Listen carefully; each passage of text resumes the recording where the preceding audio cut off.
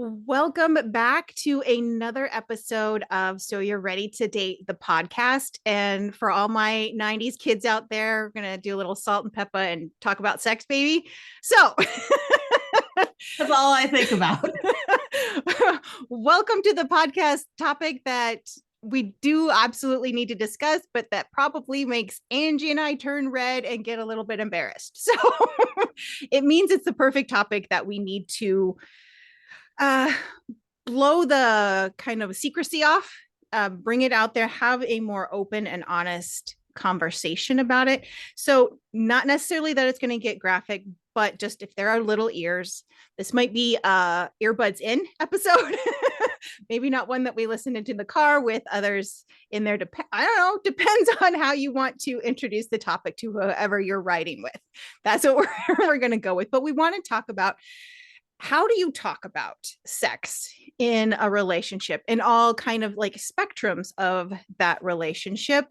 And if you're not comfortable in that, how can you maybe, I don't want to say make yourself more comfortable, but sort of take away some of the nerves so that it's a topic that you feel safe enough to discuss, because this is really something that you should be having that conversation with that special person, hopefully before you're both naked. I would think that some of those conversations should be happening. So let's get started.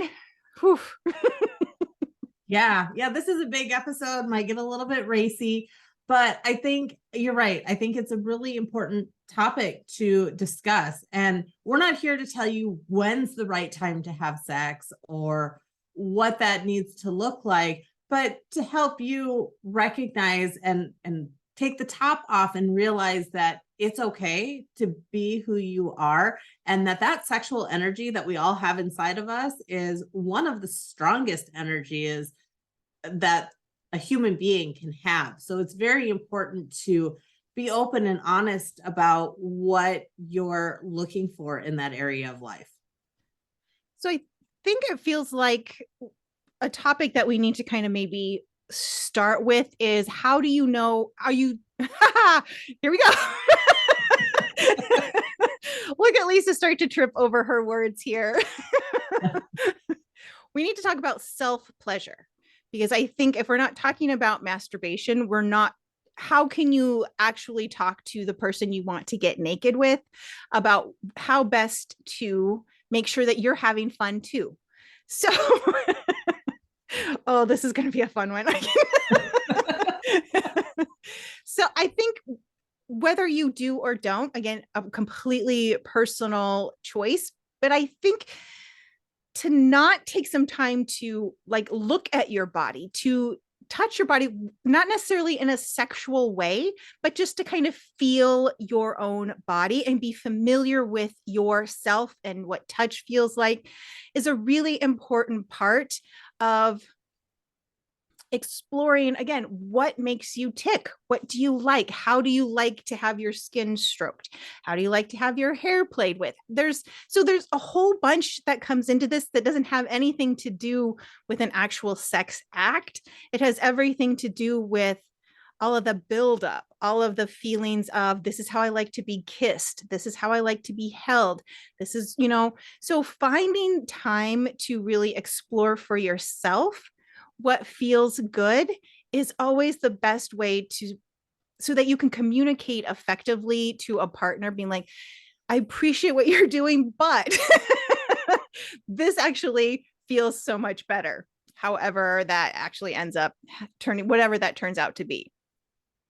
I think that is a great point. And there are so many different sensations that you can have when exploring your own body or somebody else doing it too. And those sensations can feel different, but I think it's important to know where you enjoy being touched and where you don't enjoy being touched, and can clearly communicate that to your partner. And then after you've gone through that, I think the next important thing is identifying when you're ready, and to put those firm boundaries in place. And no, I know that there are ladies and men out there who are uncomfortable saying no. And It's okay to say no, and you should not feel obligated to do anything that you are not ready to do.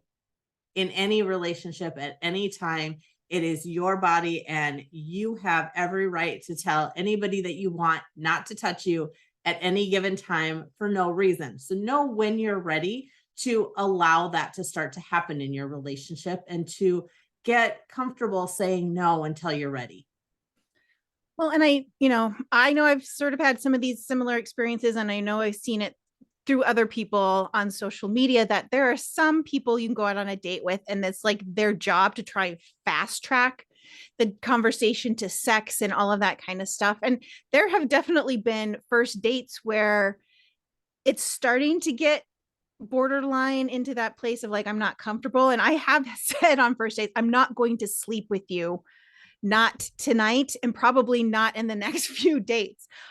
Sometimes you have to very clearly say, listen, I'm enjoying this. I'm not comfortable where this conversation is going. I don't intend to sleep with you at any point soon. I like to get to know somebody. I like to be in a more committed relationship, whatever your boundaries are. But sometimes you have to clearly communicate those up front, and that'll weed people out. A lot of times it did for me, for a few people who were really just looking to hook up, when my goal was to find a relationship and some sort of commitment.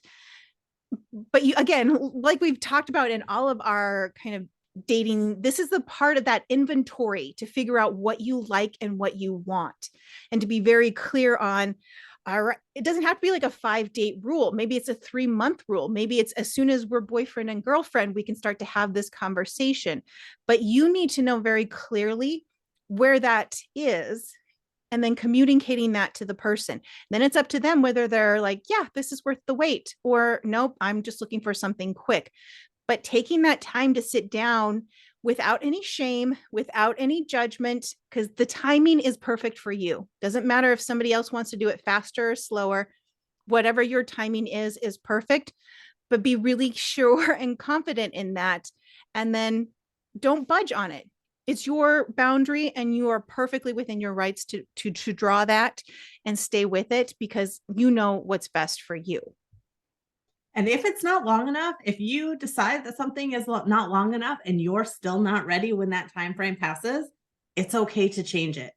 Now, conversely, it's important that you respect whatever your partner tells you their wishes are as well. So it's about both parties, and both parties being ready and comfortable. But just because one of you gets to that point before the other one does, it's really important to respect the boundaries of the other one, whether that's you or your partner. And just because you say at the beginning that I don't do this before 3 months doesn't mean that you can't say, well, I'm still not ready, so we need to take some more time. Yes. And what I was going to add to that was, but communicate why. What are you going to need to feel more comfortable taking that next step? It's one thing to say, yep, I'm just not ready. And then it feels like you're leaving this other person in limbo. There's a reason why you don't feel ready. And to communicate. So this is that starting of communicating clearly, being like, I just don't feel blank about our relationship. I don't just feel whatever it is, but this is an opportunity for you to communicate with this person, being like, I really like you. I feel like there's something here. There's a connection. I just need to feel more like this, or I just need this to happen. And then maybe whatever is going to. But I think it's a matter of communicating, yes, not right now, but and clarifying where that is. Because to leave somebody in this, okay, so what's my next goalpost? What's my next, how can I don't want to say this is like to help you move this along, but how can I help support you in feeling comfortable in a decision to make our relationship more intimate in that physical sense? So I don't want it to feel like coercion, because I feel like that it can be that way, but it's a matter of communicating with each other why maybe you don't feel comfortable, how we can support each other so that we can come to this space and both be happy and comfortable when we're ready to have sex. Yes, when we're ready is, I think, the important thing. And I totally agree that communication is important through this process, especially if it's going to be somebody that you're committed to long term, that you're expecting that long term relationship from. But I also think that it is important to respect your body and understand how you're feeling. And even if you're not sure, it's okay to say no. There might be conversations. I think it's perfectly acceptable if your partner asks questions, but being coerced, right? You should never feel a pressure to say yes to somebody touching your body in a manner that you're not comfortable with at any point in time. Now, that being said, if you have somebody that is pushing for you to move faster than your firm boundary allows, not telling you what to do, but maybe you should sit back and think about whether that's a flag or not and what color that flag might be. Yes. Always just helpful, reminders that, sometimes people are good at hiding those flags for longer than we'd like. So yes. And we're not here to actually tell you what to do in any way, shape, or form. We want you to feel happy and comfortable and maybe give you some tips that you can attempt to incorporate, but pay attention to the color of those flags as they pop up. Don't be looking for red flags, but when somebody doesn't respect your boundaries, that is, in my book, a pretty big red flag. yeah, especially the people who get unnaturally mad that you've decided to draw this boundary or maybe need some extra time. Yep. Just food for thought, right? Yes. Yes.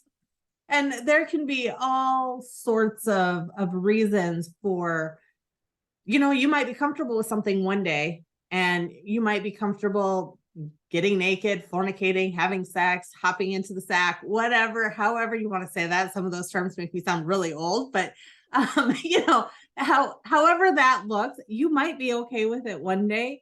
And the next day, you might not be comfortable with it because we have different moods and different things too. Clear communication is good, but give yourself permission to respect yourself enough to say yes or no to what you're comfortable with when you're comfortable with it, and respect your partner enough to respect them if they have those feelings. Right. Which is starting to normalize having conversations about sex that aren't in the bedroom because, and not necessarily that it's a mood killer or anything, but like, I don't know, there's a time and a place for me to think about having a deeper conversation in the middle of, having sex with somebody generally isn't the time, at least for me. So I think, maybe it's, I was going to call it a postmortem, and that kind of sounds a little bit bad, but reviewing the game film, I don't know what you want to call it, but like post act could always be a time that, you can take and be like, hey, I really enjoyed this. That I wasn't quite so sure about. Can we maybe like put it on the list of maybe things that we do next time? Or maybe, you're having dinner and you feel a little bit safer saying, hey, when we did that XYZ in the bedroom last week, well, I liked X and Z. Y just didn't really do it for me. So could we maybe try W instead? So, having those conversations and making them a normal part of your relationship and not reserved solely for the time that you're in the bedroom, that you're in bed, and having like open and honest discussions about like what you like, what worked and what didn't. Right. And to ease that, so let's say that you are someone who has trouble vocalizing that. There's some shame attached to that in stigma, and it gets embedded into us. So sometimes finding ways to have those conversations which don't feel so shameful. And so that might be asking your partner, what did you enjoy? What didn't you enjoy? That's helping make it comfortable for them so that they can voice their opinions. You're giving them a safe space, opening up that dialogue, and then they can reciprocate. But at the same time, you're taking the pressure off of having to say anything very specifically, and you're giving them the space to be open and honest and vulnerable, which then will in turn give you the space to be open, honest, and vulnerable as well. So that might be an easier way, is to ask your partner what they enjoyed in order to open up that dialogue for yourself as well. If you're really finding it tough, have each of you write down 5 questions on a slip of paper throw them into a hat or a cup, and you just take turns drawing a slip of paper and you read the question and you talk about it. So there's a sort of a sense of anonymity about what the question is. But there is a way for you to start, like, just having this dialogue about what works and what doesn't, and finding the questions that work for you. Because this was something that came up in my current relationship. We were talking about orgasms, and I'm like, that's not really the question you should be asking, is if I had an orgasm. It should be asking, did I have fun? Did I enjoy it? I mean, not that you can't ask that question. I'm not saying that, but can you switch the question to be, was this enjoyable? I mean, I not, especially those who identify as female, sometimes have a little harder time reaching an orgasm during sex. And so maybe you can ask that question, what did you really enjoy? Or are there other things that I could be doing that might help that? And maybe it's a plethora of other things, but finding questions that are not necessarily, did you come? Okay. I mean, that is one question that you can definitely ask, but sometimes it's asking, what was the most pleasurable part for you? And helping your brain kind of reframe that, if our focus is so much on hitting this one specific point, we lose all of the other really good, juicy bits about the fact that we're having spicy time with this special person. You're not enjoying the way it feels, their hands feel, the kisses feel, the noises, all of this other ambiance that comes with this act, when we're so focused on, I have to get this goal, or the whole practice was pointless.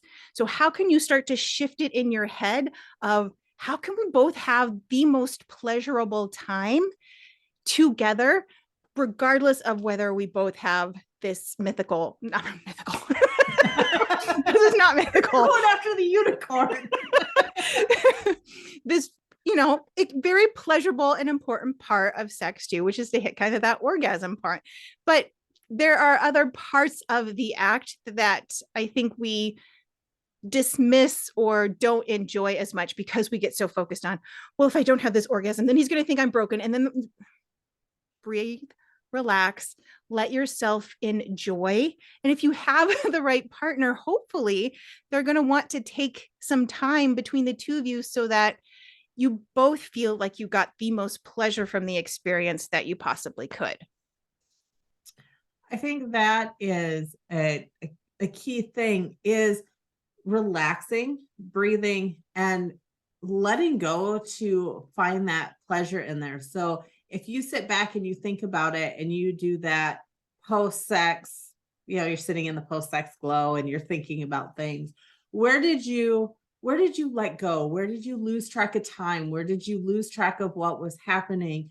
And start from that to help bring forth more of that and to have more of that energy release. I know for a lot of people that I have talked to, a lot of clients that I have talked to and gone into this, one of the things is the fear of even letting go of control during that act, during the process of having sex. We are, as humans, afraid of letting go of that control and being in the moment and experiencing those feelings. And so sit back and think about, was there a time during the process where you were able to fully let go and enjoy that, and work from there too? And that can make your bedroom experience more pleasurable going forward, for lack of a better word.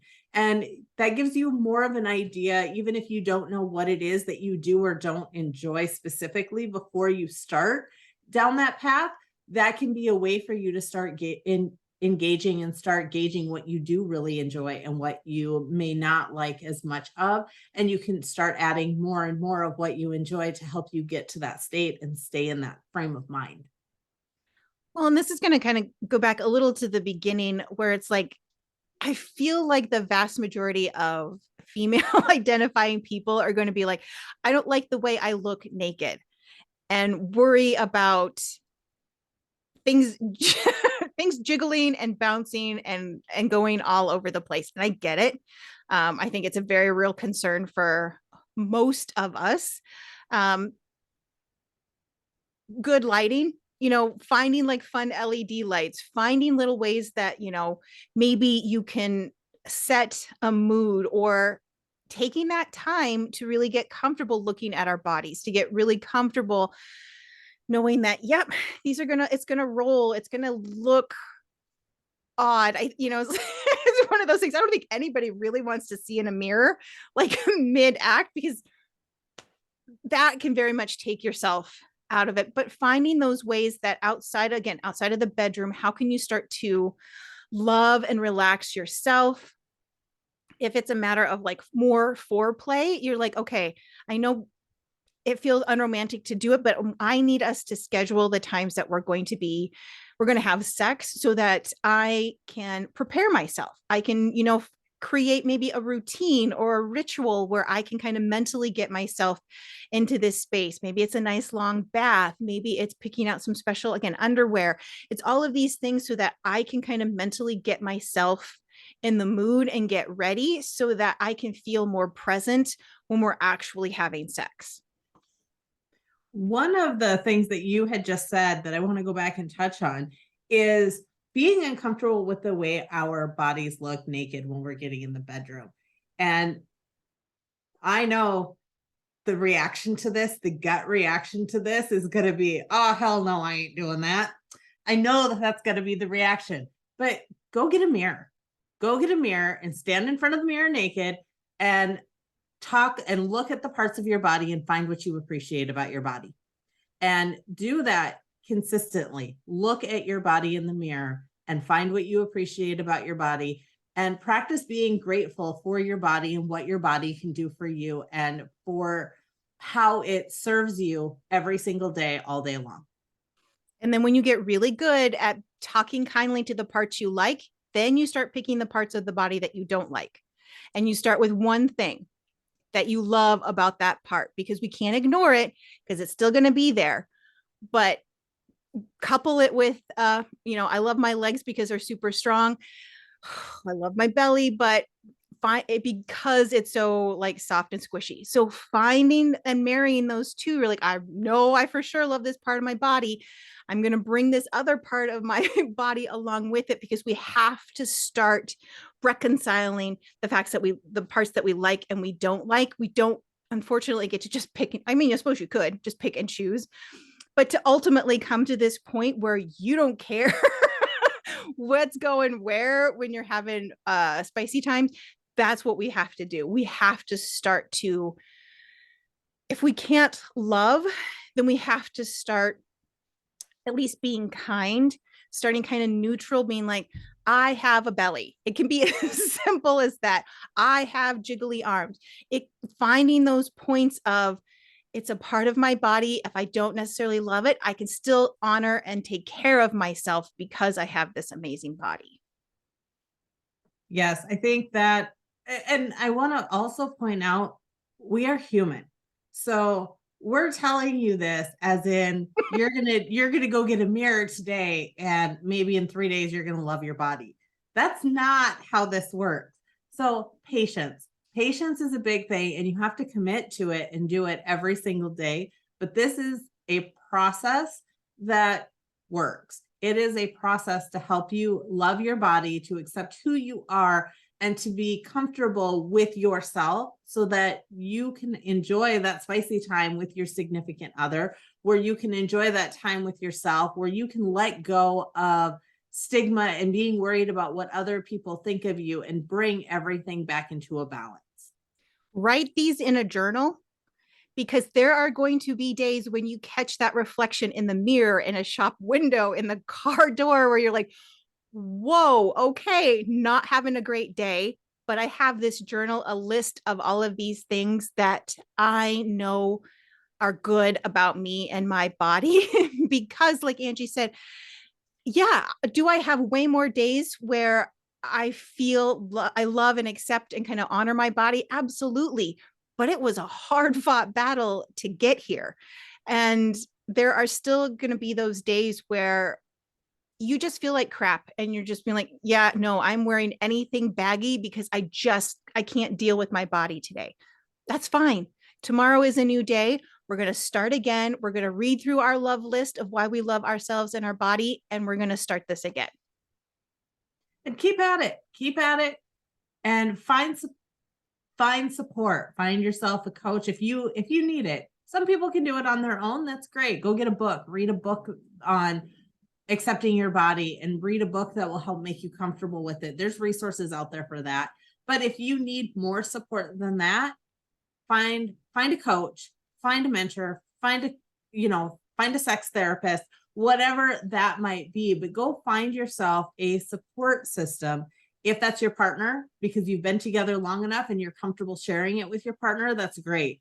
But for a lot of us, we may not be at that level yet where we're comfortable having those conversations, but you're going to find more long-term success with this process if you find yourself surrounded by support. So listen to body positivity, go surround yourself with body positivity, and go find that support system that you can wrap yourself in as you go through this process, because it is, as much as we would like it to be an immediate process, we did not start hating our bodies immediately. We are not going to remember how to love them immediately either. Yes, right. But I just decided I wanted to fix this. Yes. And kudos to you for that. But we also have, most of us, been indoctrinated for most of our developing. And I think if you feel really comfortable and confident asking your person what they love about your body, it's something that the person I'm with has kind of volunteered a couple of things, because I don't think that here at full transparency, I don't know that I could ask that question, because there's still sometimes enough of a concern of how I look, but he has made it abundantly clear that there's not an issue. So sometimes you have to accept that. You have to accept that somebody is excited enough about wanting to see you naked. There's something good there. And this is where that saying, you can't love yourself, or nobody can love you more than you love yourself, comes in. But trust your partner, believe your partner. They're not going to be with you and then come lie to you about that, right? If they tell you that there is something that they enjoy or love about your body, believe them, believe in their belief in you, even if you don't believe it yourself yet, because you're working on it and you have now taken that first step and you have decided that you're going to learn to love yourself. So maybe your partner, what your partner loves about you, may be the first thing that you learn to love about yourself. Ooh, I like that.